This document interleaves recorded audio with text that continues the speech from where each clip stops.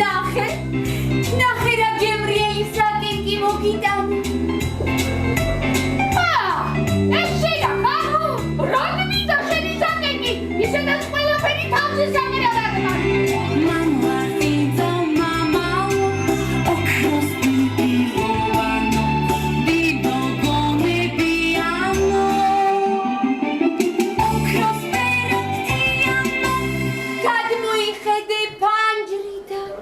ნახე, გასინჯე, განაუბრალო საკენკია.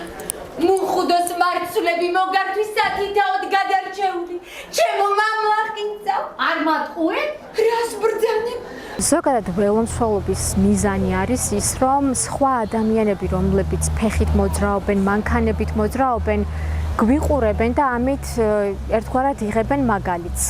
და ველომსვენობის მიზანი, ყოველთვის ჩვენი ველომსვენობის ჩატარების მიზანიც ეს არის, რომ ირგვლივ უფრო მეტი ადამიანი შემოვიკრიბოთ და მათ მივცეთ მაგალითი, რომ ველოსიპედით მოძრაობა განსაკუთრებით ბათუმის ლანდშაფტურ პირობებში ნამდვილად არის ერთ-ერთი საუკეთესო ალტერნატივა და გამოსავალიც კი.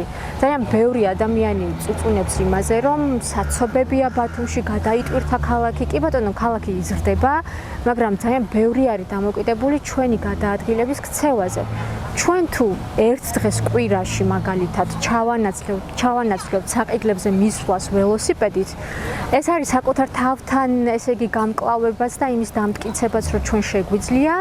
ამით გამოვიმუშავებთ ძალიან ბევრ უნარს, ვსწავლობთ ქალაქს, აღვიქვამთ რა, სად არის როგორი წერტილებია ქალაქში, ისეთი, რომ ველოსიპედი გადაადგილება შედარებით უსაფრთხო იყოს და შესაბამისად, ამით ვიცვლით ქცევას და გავხდებით თვითონ მაგალითი და დღევანდელი ველომსვენობის მთავარი მიზანიც ეს არის, რომ სხვა ადამიანებმა მანქანებიდან ფეხით მოსიარულეებმა, ესე იგი, ერთი წერტილიდან მეორე წერტილში გადასაადგილებლად გამოიყენონ ველოსიპედი, იმიტომ რომ ბათუმის პირობებში ეს ტრანსპორტი არის უალტერნატივო.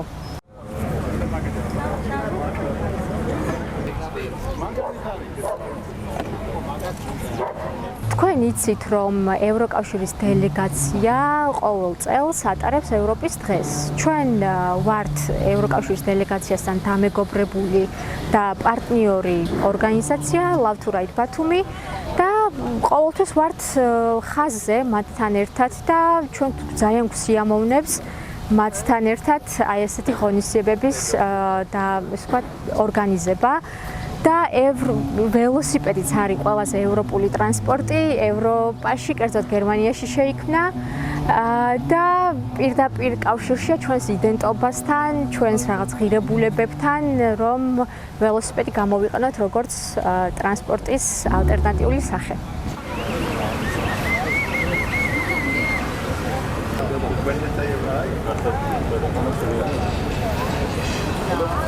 პრინციპული უნდა იყოს, რომ ველოსიპედზე დღეს საქართველოში იჯდე და ამ ტრანსპორტს იყენებდე გადასაადგილებლად, ჩვენი საფრთხე-შემცველი გარემოს გათვალისწინებით და თითეული საფრთხე და გამოწვევა, ან თუნდაც ჩემი მიერ დაშვებული შეცდომა, ხო, როდესაც ველოსიპედით გადავაადგილდები, პირველ ამას ვიყენებ გაკვეთილად და ეს მეხმარება, რომ არ დავნებდე. და პირიქით გავაგრძელო უფრო მეტად და რაღაც ცვლილებას ან ქცევის ცვლილებას, ტრანსპორტით გადაადგილების ქცევის ჩამოყალიბების ცვლილებას ამით შევუწყო ხელი, რომ მე ერთი ადამიანი არ ვნებდები და არ მაქვს, ესე იგი, აი ეს რაღაც ამასაც არ გავიფიქრებ, რომ უბრალოდ დავნებდე.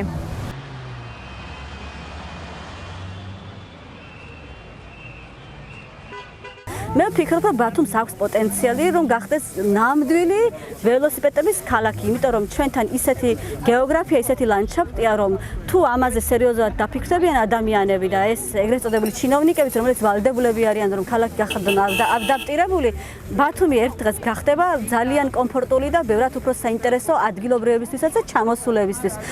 დავამატებ იმასაც, რომ ეს ბულვარის ველო ბილიკი კარგი არის, იმიტომ რომ მე მაგათაც წლების განმავლობაში ვარ ასევე სხვა სხვა პროფესია მაქვს, ვარ გიდი, გერმანულენოვანი გიდი და მე ჩემს ტურისტებს ველოგზით ვათვალიერებ ქალაქს და მაგაც მქონია პრობლემები, რომ ბულვარში ევროპელები თავს უსაფრთხოდ გრძნობენ, მაგრამ უკვე ქალაქში ისტრესებიან, იმიტომ რომ ეს ველოგზები მხოლოდ ძირითადად არის ფორმალური და მხოლოდ ფერით ან ვიზუალური ეფექტით არის ნამდვილი და ძალიან ბევრ ადგილას არის საფეხმავლო ბილიკი გამოყენებული და ჩვენ ფეხით მოსიარულეების გზაზეც გვიწევს სიარული. ესეც არ არის სწორი. მე ვფიქრობ, რომ ველოგზებს უნდა სერიოზული მიხედვა და სერიოზული დაკვირვება და უფრო გაწონასწორებული პროგრამით დაპროექტება.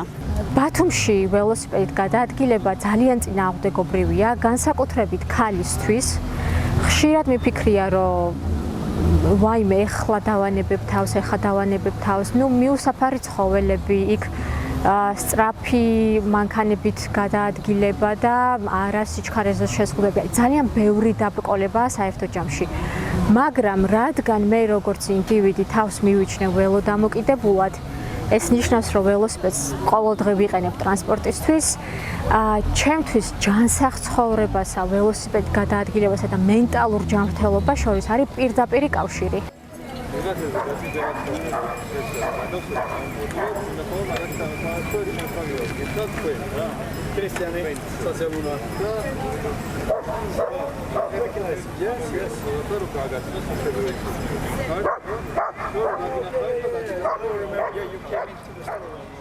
ველოსიპედი ნამდვილად არის ინსპირაცია. მე ვარ ველო მოყვარული, უკვე მე რამდენია წელია ხელმძღვანელობ ველო კლუბს, მაგრამ გარდა ამისა, მე ვარ მხატვარი, რომლისთვისაც ხაზს უსვამ, იმიტომ ამას, რომ ეს ჩემთვის ინსპირაცია. ველო გზა სახელოსნომდე არის ის მუხტი და ენერგია, რაც მე მაძლევს ენერგიას და ემოციას და შთაგონებას, რომ მე ვიმუშაო სახელოსნოში ჩაკეტილი. როცა მოძრაობ სამანქანო გზაზე, სადაც ჯერ კიდევ არ არის ველო გზა, ადამიანებს არ აქვთ არანაირი ელემენტარული სოლიდარობა, არანაირი განათლება. არც იციან რამდენად მნიშვნელოვანია დისტანციის დაცვა. მე რაღაცნაირი ცინიკური დამოკიდებულა გადაძახილებები მანქანიდან ძღოლების. ანუ არ თვლიან, რომ შენ გაქვს უფლება ერთ მოქალაქეს ატარებდე ველოს ქალაქში და შენი გზა უნდა დაგითმო. არ არის ქალაქი მარტო მანქანებისთვის და მე ძალიან დიდი იმედი მაქვს, რომ ერთ დღეს ძღოლები იქნებიან ბევრად უფრო სერიოზულები და დამოკიდებულება შეეცვლებათ, რომ არ ქონდეთ ესე აგდებული დამოკიდებულება. თუნდაც ჰუმანური მხრით, შენ რისკავ ველოსიპედისტი, რომ ატარებდე ველოს და ამ დროს ძღოლის საერთოდ არ გიფრთხილდება. ისევ ჩვენ გვიწევს ველო მოყვარულებს, ჩვენს საფრთხეებზე ვიფიქროთ ყველა მხრივ და ეს ძალიან სტრესულია გადაადგილდებოდა ქალაქში ველოსიპედით, იმიტომ რომ აი არც ერთი მხარე, არც ერთი რაკურსით არ არის ველოსპორტსმენის ან უბრალოდ ველო მოყვარულის უფლებები დაცული ჩვენს ქალაქში.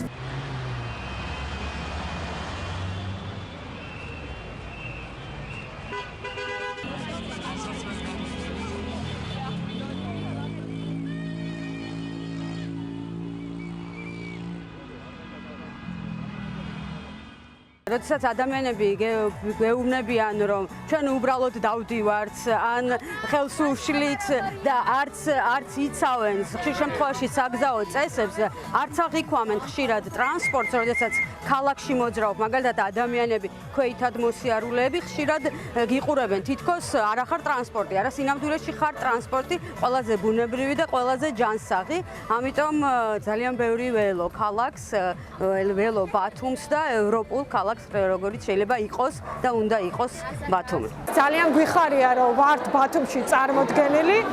ჩვენი სტენდის მთავარი გზავნილი არის, რომ ვებრძოლოთ მითებს, ყავთ ინფორმაციას და ეს იყოს არგუმენტირებული.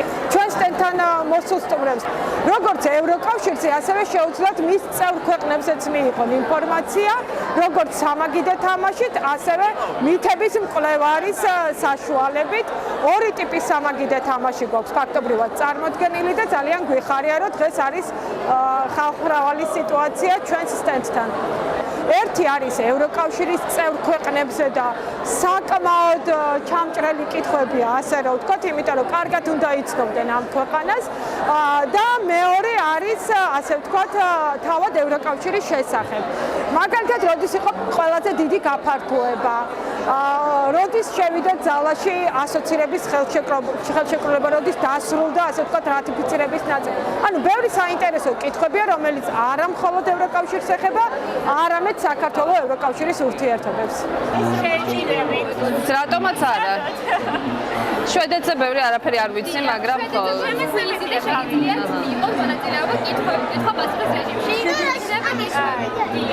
რომელიც ცნობილი ტკბილეული არის შვედეთიდან ჩურჩხელა, მაკარონები, ტირამისუ, თუ candy crush-ის გამხედებით. მაკარონები? მაშინ ხათაშორის სულ მქონდა სურვილი რომ წვეოდი შვედეთს უბრალოდ ჩამონათვალში პრიორიტეტებში უბრალოდ სხვა ევროპული ქვეყნები მქონდა და რაღაცა ჯერჯერობით ამ პრიორიტეტების მიხედვით მივდივარ, თუმცა ვიცი დარწმუნებული ვარ რომ შვედეთსაც აუცილებლად ვეწვევი. რომელი აპლიკაცია შეიქმნა შვედეთში მუსიკის მოსაცმელად? TikTok-ი, YouTube-ი თუ Spotify? Spotify ალბათ. შვედურია Spotify. თურმე ბევრი რამ ცოდნია, მაგალითად ის აპლიკაციები, რომლითაც ხშირად ვსარგებლობ ხოლმე და ხშირად ვსარგებლობდი ადრეც, აღმოჩნდა რომ შვედური ყოფილა მუსიკის აპლიკაცია, რომელსაც ძალიან ხშირად ვიყენებ თითქმის ყოველდღიურად და შენ წარმოიდგინე არ ვიცოდი რომ იყო შვედური. ასევე თამაში, რომელსაც წლების განმავლობაში ვთამაშობდი, თურმე ყოფილა შვედური, ასევე შვედურ ტკბილეულთან ასოცირებული, ესეც არ ვიცოდი, უბრალოდ რაღაც რენდომ სიტყვების ის მეგონა რა ქვია, შეერთება ესე ვთქვათ და თურმე ყოფილა შვედური ტკბილეულის მიხედვით გაკეთებული. რომელი შვედური ჯგუფის სიმღერებია მამამია და მოცეკვავე დედოფალი? აჰა, Rolling Stone, ABBA თუ Beatles? ABBA. ABBA ნამდვილად სწორია. მუსიკალური შეკითხვებია. არა, სხვადასხვა ის იყო. მადლობა ძალიან დიდი. მადლობა. თქვენს მიიღებს ნაწილაკში რატომ დაგიშვათ? ჩემი პიროვნული და პროფესიული ზრდისთვის ძალიან დიდი მნიშვნელობა ჰქონდა ევროპულ ინსტიტუციებთან თანამშრომლობას. ძალიან დიდი მნიშვნელობა ჰქონდა ამერიკის უნივერსიტეტებთან თანამშრომლობას და ამერიკელ კოლეგებთან თანამშრომლობას. მათი ჩართულობით ძალიან ბევრი პროექტი ერთად განახორციელა. დიახ, სწორედ კიდევ ერთხელ ალბათ ვიტყვი, რომ აი ჩვენ შევძელით, რომ ეს სიმბიოზი შეგვექმნა ევროპული და ქართული განათლების რაღაც მცირე კერებისა, რომელიც შესაძლებელია ადრე გაცილებით უფრო დიდ საფეხურზე გაგვიყვანს. დიახ, სტუდენტები ყველაზე კარგად ხედავენ, თუ რა შედეგი შეიძლება მოყვეს თქვათ ევროპასთან ურთიერთობას.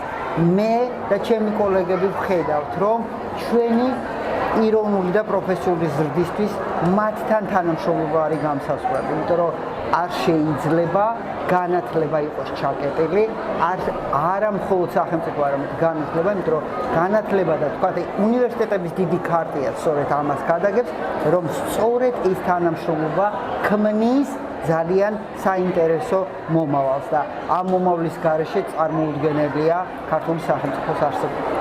ევროკავშირი და ევროპა არის ჩვენი ბუნებრივი ადგილი. ეს არ არის ხელოვნური მოცემულობა, არამედ ეს არის ჩვენი ბუნებრივი ადგილი და არა მხოლოდ წარსული, არა მხოლოდ ის, რომ ვეფხისტყაოსანი მართლაც იმ ევროპული იდეების მატარებელი ტექსტია, ნამდვილად, იმიტომ რომ ვეფხისტყაოსანის სწორად უნდა წავიკითხოთ.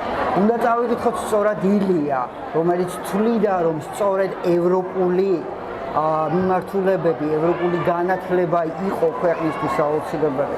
სწორად უნდა წავიკითხოთ მიხეილ ჯავახიშვილი, რომელიც თეიმურაზს ათქმევინებდა, რომ თეიმურაზიო დასავლეთისკენ იხედებოდა თითქოს იქედან საარაკოს ატყოს ელოდაო. არა, მხოლოდ ეს არა.